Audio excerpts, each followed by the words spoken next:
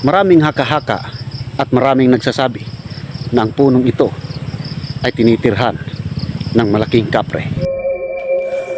Ang dakong mangga ay kilala ng aming mga kabataan noon dahil ang punong ito ay tinitirhan ng malaking kapre. Tago kasi mga tail, makalilisan. Isa si Mang Dionisio sa mga saksi tungkol sa mga kababalaghan na nangyayari sa punong ito.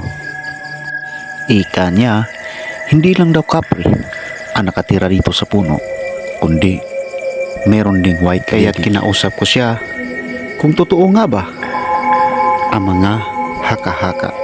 Kani mga tao ayan sa unang panahon. Ano anong panahon? Sa doon na pa yung mga kuan ba mo dahil anot. Oo. Karon wala kayo kamatngon nga na abat ani sa una dahang abat.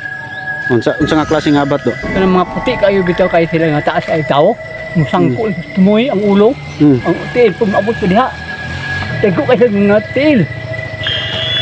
Makalilisan, nakadagan nga nari nakadagan di sa unang panahon sa anot pa ni kay na may mang hadlok lagi.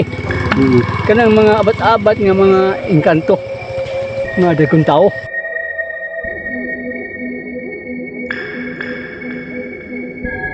At may albularyo din nagsabi sa akin noon na sa tuwing siya'y dadaan dito ay bigla na lang niyuyugyug ang puno ng mangga at nang paglingon niya sa taas ng puno ay nakita niya ang napakalaking kapre na may dalang tabako.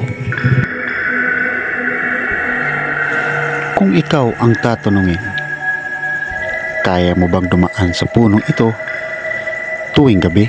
Salamat sa inyong panunood at hanggang sa susunod na episode. Paalam.